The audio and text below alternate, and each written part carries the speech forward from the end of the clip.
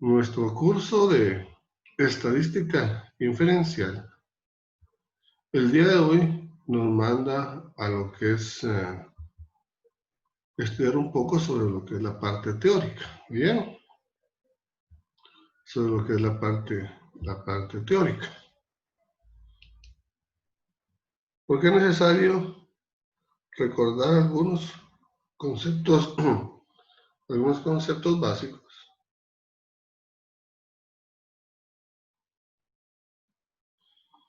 que nos van a refrescar un poco el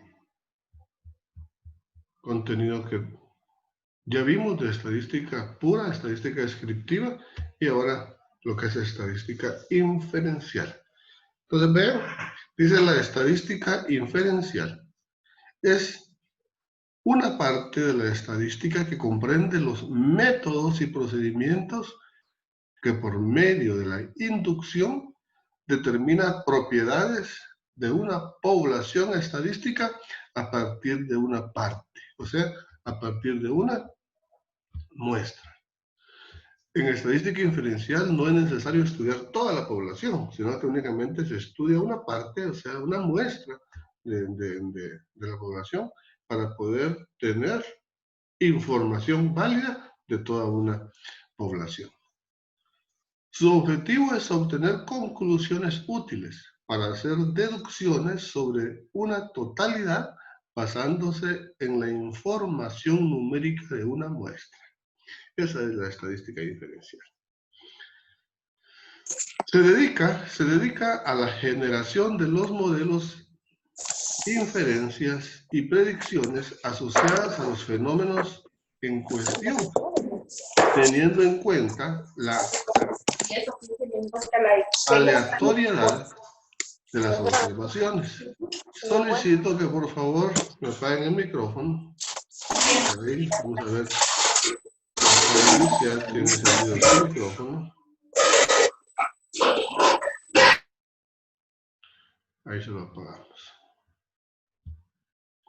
Porque si no, no podemos dar lectura adecuada a la información. Entonces, la estadística inferencial se dedica a la generación de los modelos, inferencias y predicciones asociados a los fenómenos en cuestión, teniendo en cuenta la aleatoriedad de las observaciones. Se usa para modelar patrones en los datos y extraer inferencias acerca de la población bajo estudio. Estas inferencias pueden tomar la forma de respuesta a preguntas, sí o no. Ahí es donde se da una especie como de prueba de hipótesis que ustedes van a ver más adelante. Las pruebas de hipótesis. Una hipótesis es una suposición. Es algo que se supone como verdadero, pero que en realidad puede ser verdadero o que puede ser falsa, y dependiendo del tratamiento, del estudio que se haga, y se va a determinar su validez. Estimaciones de unas características numéricas, estimación, pronósticos de futuras observaciones, descripciones de asociaciones, eso es la correlación, o modelamiento de relaciones entre variables de SAM, o sea, ese es el análisis de regresión. Otras técnicas de modelamiento incluyen el análisis de varianza, series de tiempo y minería de datos. Eso es la parte teórica, ¿bien? De lo que es la estadística inferencial. El estudio de la estadística inferencial incluye los siguientes aspectos: toma de muestras o cuantitativo de muestreo, que se refiere a la forma adecuada de considerar una muestra que permita obtener conclusiones estadísticas válidas y significativas. Cuando hablamos de muestras, cuando hablamos de cuantitativo, cuando hablamos de muestreo, ya ustedes saben que una muestra es la palabra clave, es parte de una población. Y en el estudio de la estadística inferencial, la forma de cómo tomamos esas muestras va a determinar mucho de la validez de la información que nosotros vamos a obtener. Y la población es el total.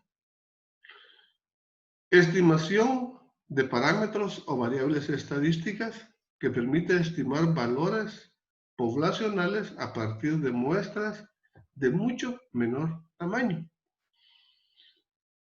Depende de la calidad y de la forma como se tome una muestra, así también va a ser la validez de la información de la población que se va a obtener. Yo les mencionaba a ustedes, como por ejemplo,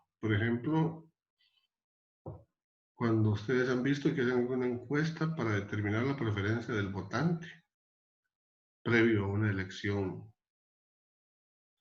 de puestos de diputados, presidentes o alcaldes. La encuesta la hacen en un pequeño porcentaje de la población, pero dependiendo de la forma como se tome la muestra, los resultados van a ser confiables. Por lo general las encuestas siempre atinan los resultados sin estudiar toda la población. Con una pequeña muestra de estudiantes, si uno los toma adecuadamente, uno puede definir algunas características de todo un conglomerado estudiantil,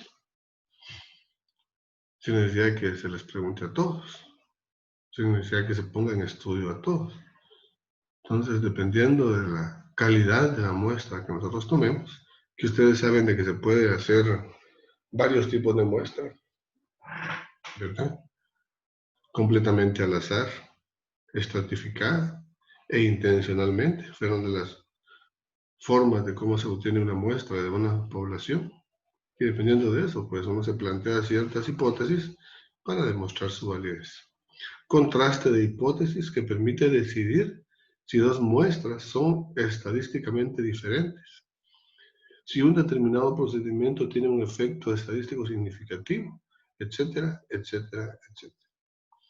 En el estudio de la estadística inferencial también se trabaja mucho con lo que son los diseños experimentales, con la inferencia bayesiana, o sea, la teoría de Bayes, y los métodos no paramétricos, son otro tipo de técnicas que se utilizan en el estudio de la estadística inferencial. La correlación es una de las áreas de la estadística inferencial. Estamos viendo lo que es la teoría, ya vamos a ver lo que es la práctica. La finalidad de la correlación es examinar la dirección y la fuerza de la asociación entre dos variables cuantitativas. Una variable es una situación que puede asumir distintos valores. Y ustedes se recordarán, eso ya lo hablamos. Una variable es una situación que puede asumir distintos valores. Y la correlación, su finalidad es examinar la dirección y la fuerza de la asociación entre dos variables cuantitativas, o sea, numéricas. Así conoceremos la intensidad de la relación entre ellas. Y si al aumentar el valor de una variable, aumenta o disminuye el valor de la otra variable. Y así vamos a ver nosotros la correlación que se da. Si una aumenta y la otra aumenta, o si una disminuye y la otra disminuye, o si una aumenta y la otra disminuye, o una disminuye y la otra aumenta. Esa es la relación que se puede dar entre variables. Una regresión está dirigida a describir cómo es la relación entre dos variables, X y Y. De tal manera que incluso se puedan hacer predicciones sobre los valores de la variable Y a partir de los valores X. Cuando la asociación entre ambas variables es fuerte, la regresión nos ofrece un modelo estadístico que puede alcanzar finalidades predictivas. La predicción supone que hay una variable fija controlada por el investigador, ¿verdad? Y la otra que no está controlada. La correlación supone que ninguna es fija. Las dos variables están fuera de control del investigador. La regresión es su forma más sencilla, en su forma más sencilla se llama regresión lineal simple. Y se trata de una técnica de estadística que analiza la relación entre dos variables cuantitativas, tratando de verificar si dicha relación es lineal. Las variables pueden relacionarse de manera directa y se pueden relacionar también de manera inversa. Es directa cuando las dos aumentan o cuando las dos disminuyen. Y es inversa cuando una aumenta y la otra disminuye, o cuando la primera disminuye y la otra aumenta. Eso vamos a verlo más adelante. Miren, tipos de regresión y tipos de correlación. Regresión lineal simple. La regresión lineal simple se basa en estudiar los cambios de una variable, no aleatoria. Afectan a una variable aleatoria. En el caso de existir una relación funcional entre ambas variables que puede ser establecida por una expresión lineal, es decir, su representación gráfica es una línea recta. Es decir, se está en presencia de una regresión lineal simple cuando una variable independiente ejerce influencia sobre la otra variable dependiente. La palabra dependiente e independiente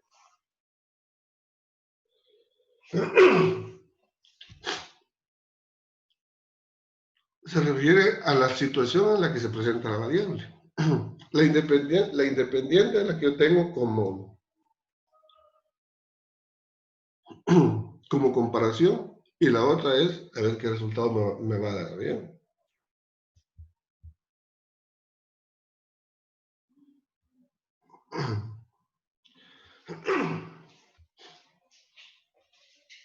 Regresión lineal múltiple. La regresión lineal múltiple permite trabajar con una variable a nivel de intervalo o razón. Así también se puede comprender la relación de dos o más variables y permitirá relacionar una variable en relación a otras variables llamadas regresión múltiple. O sea, la regresión lineal múltiple es cuando dos o más variables independientes influyen sobre una variable dependiente. ¿Se recuerdan ustedes cuando yo les hablaba sobre lo que es una variable dependiente y una independiente? Y poníamos el ejemplo del resultado que obtenía un alumno en un examen. Se podían medir dos variables, el resultado y la capacidad del alumno. La capacidad como una variable independiente y el resultado como una variable independiente. Porque el resultado que va a obtener en la prueba va a depender de su capacidad. Y su capacidad se mide a nivel de cociente intelectual y el resultado del examen. Entonces, la variable dependiente en este caso va a ser el resultado y la independiente va a ser la capacidad del alumno. Así más o menos se relacionan las variables dependientes y las variables independientes. También les hablé a ustedes de que una variable es una situación que puede asumir distintos valores, tanto cualitativos como cuantitativos. Las variables cualitativas se referían a cualidades o atributos y las cuantitativas se referían a cantidades. Inclusive las cuantitativas se podían subdividir en discretas y en continuas, les decía yo a ustedes, ¿verdad? Las discretas que eran valores numéricos exactos y las continuas con valores numéricos decimales. Aquí vamos entrando un poquito más a profundidad. Y también les hablaba de que las variables podían relacionarse de manera dependiente y de manera independiente, y nosotros vamos a decidir en algunos momentos cuáles variables van a ser las dependientes y cuáles van a ser las independientes, dependiendo de qué tipo de estudio queramos nosotros tomar, cuál variable usamos como referencia y cuál variable usamos como respuesta. Ya vamos a entrar a los números y ustedes van a ver que eso ya en la aplicabilidad es sencillo. Correlación. Aquí hablamos ya de qué es una correlación directa, de qué es una correlación inversa y de qué es una correlación nula. La correlación directa se da cuando al aumentar una de las variables, también la otra aumenta. Lo que les decía, si una aumenta, también la otra aumenta. La correlación inversa se da cuando al aumentar una, la otra disminuye, ¿verdad? Y la correlación nula se da cuando no hay dependencia de ningún tipo entre las variables. Acá quisiera hacer yo un poquito más de énfasis. Dice que la correlación directa se da cuando al aumentar una de ellas, la otra aumenta. Pero también se puede dar el caso de que al disminuir una de ellas, también la otra disminuye. Si yo compro más azúcar, voy a gastar más dinero. Si compro menos azúcar, voy a gastar menos dinero. La relación entre variables ahí es directa, porque las dos aumentan o las dos disminuyen. Esto hizo falta acá que comentar. Ahora bien, la correlación inversa se da cuando al aumentar una variable la otra disminuye, o si una disminuye, la otra aumenta. Por ejemplo, aquí podemos mencionar nosotros la velocidad a la que un vehículo viaja, ¿verdad? Y el tiempo que tarda en desarrollar una distancia. Por ejemplo, si yo tomo como distancia de aquí para Guatemala, de aquí para la capital, si yo me voy más rápido, a mayor velocidad, voy a hacer menor tiempo. ¿Verdad que sí? Al aumentar una, la otra variable, si tomo como variable la distancia y como otra variable la velocidad. La velocidad y el tiempo. Si me voy a mayor velocidad, voy a hacer menos tiempo en recorrer una distancia. Y si me voy a menor velocidad, voy a hacer más tiempo.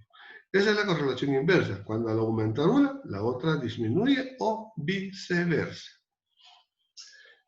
Y la correlación nula se da cuando no hay dependencia de ningún tipo entre las variables. No importa que una disminuya, la otra puede disminuir más. Entonces, esta es como quien dice la combinación de ambas.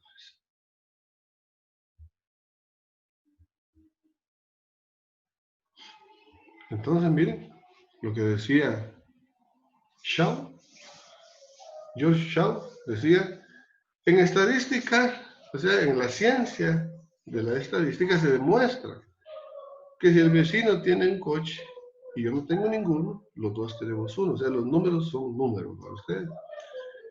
La realidad, pues, es otra, pero aparentemente, dice que en Guatemala en Guatemala, por ejemplo, existe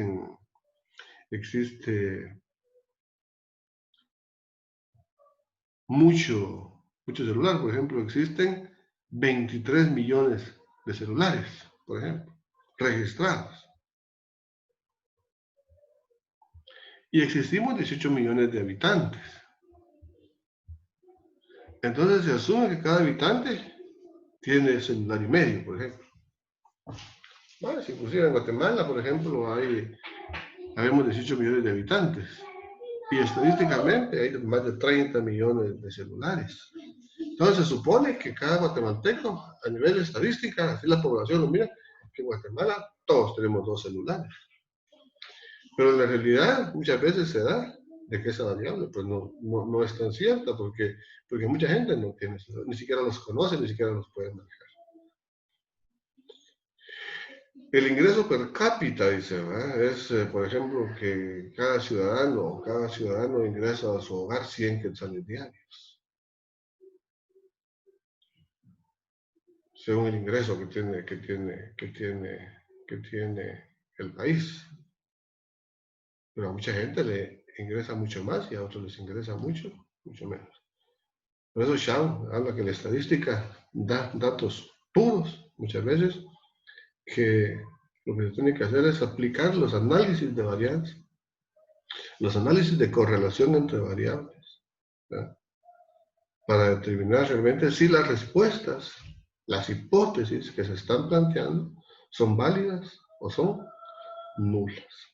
Esta estadística, nosotros ya conocemos estadística, ya podemos calcular la media, la mediana, la moda, la varianza, la desviación estándar, el coeficiente de variación. Sin embargo, voy a hacer un repaso. En la otra clase yo voy a tener mi pizarrón por ahí para hacer un repaso de todo eso y después entrar, porque ya la estadística inferencial utiliza todo eso, pero ya solo lo utiliza. Si tenemos una media y tenemos una desviación de una población, tal cual es la correlación que sea. Si tenemos, por ejemplo, tenemos un cuartil o tenemos un centil de una población que prefiere este tipo de educación, entonces todos, como dices, bueno, ¿qué porcentaje va a preferir este tipo de educación? Y todo eso pues se aplica y vamos nosotros poco a poco a ver en esta clase, ¿bien? Entonces, para que nosotros estudiemos la teoría de lo que se trabajó hoy, de repente les subo a ustedes una especie como de examen de aquellos de respuesta inmediata. Entonces, el documento que está subido en la plataforma es para que lo lean despacio y que tengan la idea teórica de lo que es una correlación, de lo que es una regresión, de lo que es una variable dependiente y una variable independiente. Más o menos por ahí vamos a quedarnos ahora. Y el otro sábado vamos a empezar ya con los números. Tengan a la mano su calculadora y su cuaderno de cuadros, porque vamos a trabajar como que estuviéramos en el aula. ¿Oye? En el aula. Ay, disculpen, fíjense que estoy algo molesto. Ustedes dan cuenta, estoy algo molesto de la garganta. Ya me fui a hacer la prueba del COVID. No es COVID, pero sí estoy un poco malo de mi garganta. ¿Bien? Entonces, ahí está la parte teórica de lo que es la estadística inferencial. Como se recordarán, la estadística inferencial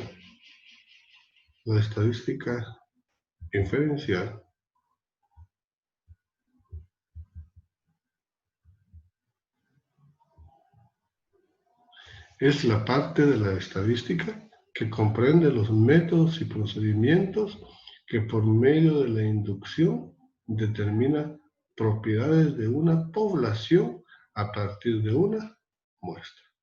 Y su objetivo es obtener conclusiones útiles para hacer deducciones sobre una totalidad a partir de la información que se tenga de una parte, o sea, de una muestra. Entonces, por ahí es que hay que ir conociendo ese tipo de definiciones a los conceptos y poco a poco vamos a ir profundizando más en el estudio de la estadística inferencial. Repasen lo que ustedes ya tienen, repasen lo que ustedes vieron en estadística descriptiva al inicio de su carrera y se nos va a facilitar un poquito más, ¿vieron? En una sola clase vamos a trabajar toda la carpeta de estadística para que nosotros podamos calcular todas aquellas medidas de tendencia central y las de dispersión que ya vimos en la estadística primera que vimos, ¿bien? Entonces, de mi parte, por aquí nos vamos a ir quedando. No sé si quisieran hacer algún comentario con respecto a la plataforma o alguna duda que tengan. Estamos en este momento para solventarlo.